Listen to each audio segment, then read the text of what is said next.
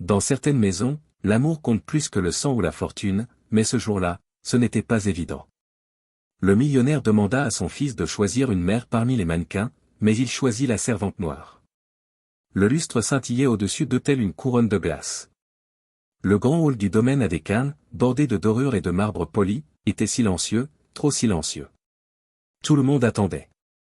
Au centre se tenait un Deccan, un puissant homme d'affaires nigérian d'une cinquantaine d'années.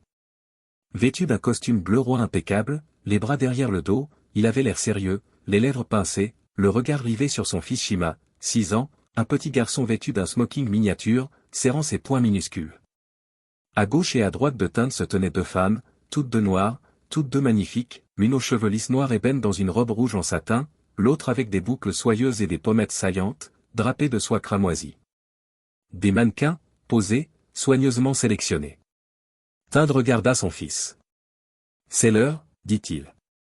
Ta nounou part la semaine prochaine. Tu as besoin d'une mère. Une de ces charmantes dames sera ta belle-mère. » Le garçon ne bougea pas, choisis, dit Tund, ferme mais calme.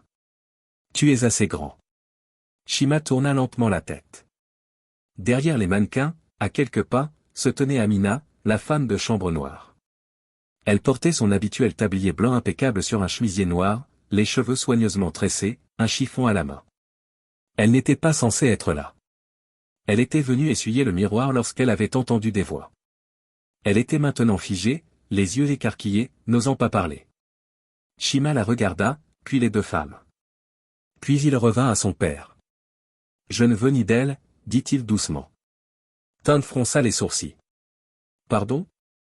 Shima fit un pas en avant, dépassant les robes rouges et les sourires parfaits. « Je la veux, dit-il clairement, désignant Amina du doigt. Les mannequins clignèrent des yeux, l'une ricana. Le visage de Tund se décomposa, comme s'il n'avait pas bien entendu. « Que as-tu dit ? » « Je veux qu'Amina soit ma mère. » Les mots tombèrent comme le tonnerre. Les yeux d'Amina s'écarquillèrent d'horreur. « Shima, mon chéri, non. » Mais le garçon hocha la tête, plus fort maintenant. « Elle me borde. Elle fait mes crêpes préférées. Elle lit mieux que la maîtresse à l'école.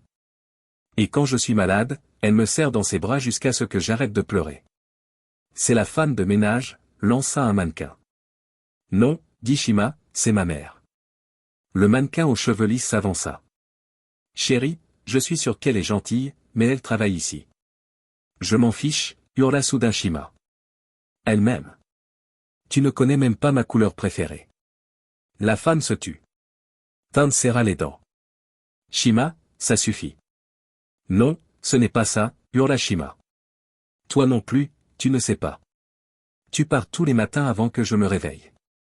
Tu rentres après que je sois endormi. Tu ne dînes même pas avec moi. » La voix du garçon se brisa. La salle s'immobilisa. Amina baissa les yeux, le cœur battant. « Je n'ai jamais demandé une autre maman, » murmura Shima. Mais Amina, elle restait tous les jours, même quand j'étais méchant, même quand je cassais des trucs. Elle ne partait jamais.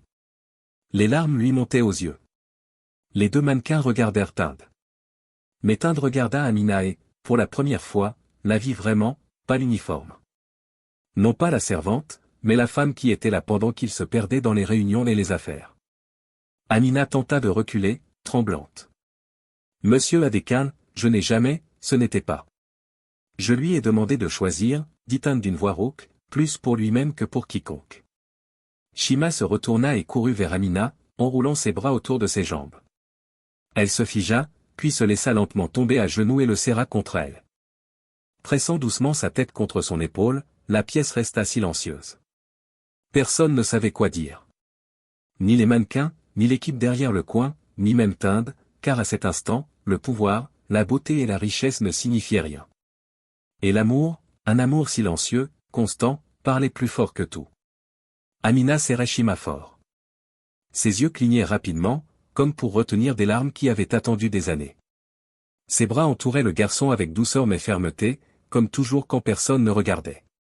Mais maintenant, tout le monde regardait. Les 2 femmes en rouge se croisèrent du regard, gênées. Leur posture, autrefois assurée, commençait à faiblir. On ne m'avait pas dit que c'était une mise en scène. La première marmonna en reculant. L'autre ricana et croisa les bras. Tindadékan n'avait toujours pas bougé. Il se tenait là, les épaules raides, les lèvres légèrement entr'ouvertes, contemplant la scène.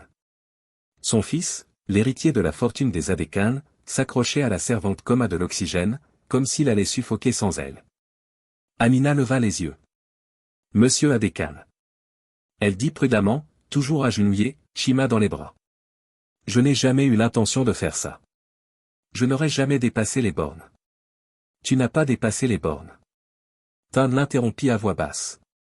Elle se figea. Si, ajouta-t-il. Shima recula, levant les yeux vers son père. Es-tu fâché? Tind s'avança lentement vers eux. Non, mon fils, j'ai honte. Ces mots lui semblaient étrangers. Mais bon, il s'accroupit près d'eux. Il ajusta distraitement sa veste. Je t'ai demandé de choisir une mère, dit-il doucement, mais en réalité, je voulais dire choisir quelqu'un qui correspond à ma vie, à mon image, à mon univers. Shima cligna des yeux, mais tu as choisi quelqu'un qui correspond à ta vie, à ton cœur, et c'est le seul choix qui comptait. Les deux mannequins reculèrent silencieusement et quittèrent la salle. Personne ne les arrêta, personne ne remarqua. Amina relâcha son étreinte, incertaine de la suite. Je ne sais pas quoi dire, murmura-t-elle.